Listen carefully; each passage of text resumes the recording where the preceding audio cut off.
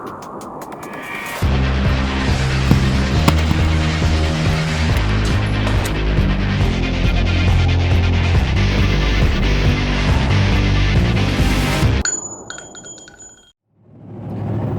folks, thanks for tuning in. I am right now on my way back from another weekend adventure. I was kind of out in East Texas, just on a lake out here, just kind of cruising around, doing a little bit of fishing. My family was in town, so just kind of hanging out, grilling some burgers, just kind of a nice relaxing time. But it was incredibly hot. I think it was 100 yesterday and 101 today, but that's August in Texas, so that's just kind of how it goes.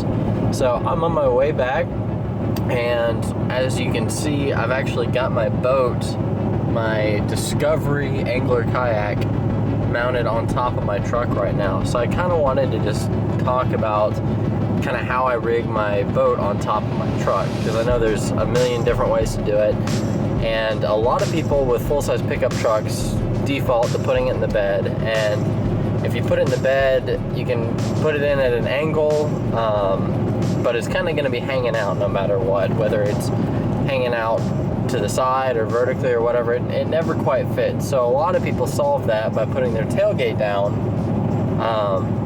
and then letting the boat hang straight out the back, and then just using ratchet straps or a rope or tow straps or bungee cords or something just to hold it in so it doesn't slide out backwards.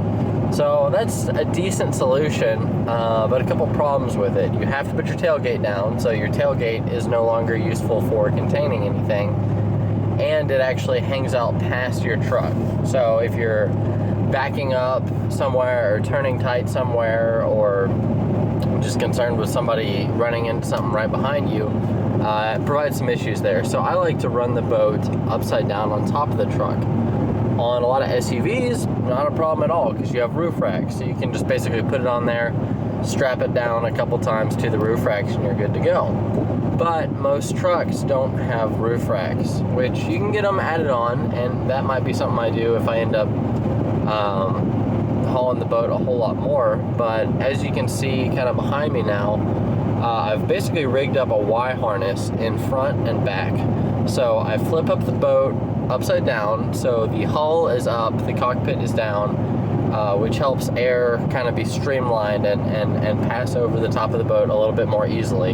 So it's not going to be catching air and acting like a giant wing or fin that's actually lifting the boat up.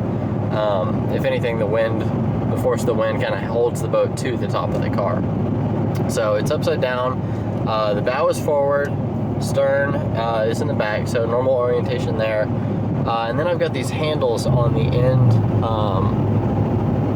of the boat. So there's a little inch worm mounted to the deck on the transom and on the bow that goes to these handles, as you can see behind me. And then what I do is I run a ratchet strap through that handle and then down to two mounting points. So on the front, it's a little bit easier. I installed the OEM tow hooks that go through my bumper.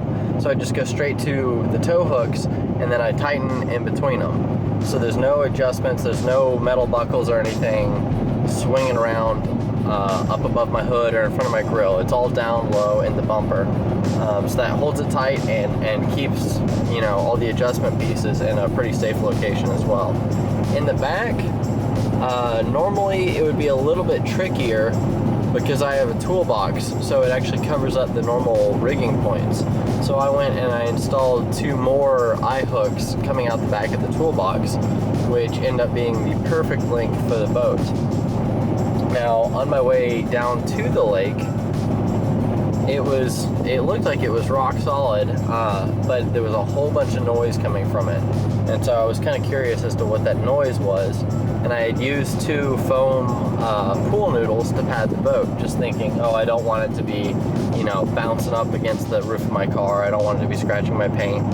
I also took out the seat and took off the carry handles, which I'm not sure if that was necessary or not now. At first I thought that was, because they would be clanging around and scratching things up.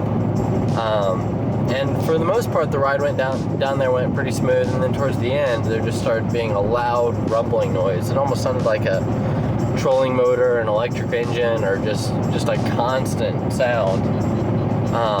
So I didn't know what that was. I thought maybe it was the handles of the seat or something. So I went ahead and took this off, and on my way back, again, I took this off, but just ratcheted down everything really tight, so it's not moving at all. It's solid. But as soon as I got on the highway, I started hearing that noise again, and I realized it was actually the wind catching the pool noodles. So I ended up taking them out. There's still one little chunk in the back just to provide a little bit of an angle, so that the bow is still pointed down. But I took out the pool noodle bits that were in the front, and that seems to have stopped the vibration. So that's just kind of a little quick demo, I guess, on how I carry the boat on top of the truck. I hope you found that helpful, and hopefully if you guys are interested, I'll be doing more videos kind of about kayaking or just kind of general adventuring with just, you know, how to hold gear together and systems like that. So let me know what you think. If you've got suggestions, if you carry a boat, how do you do it?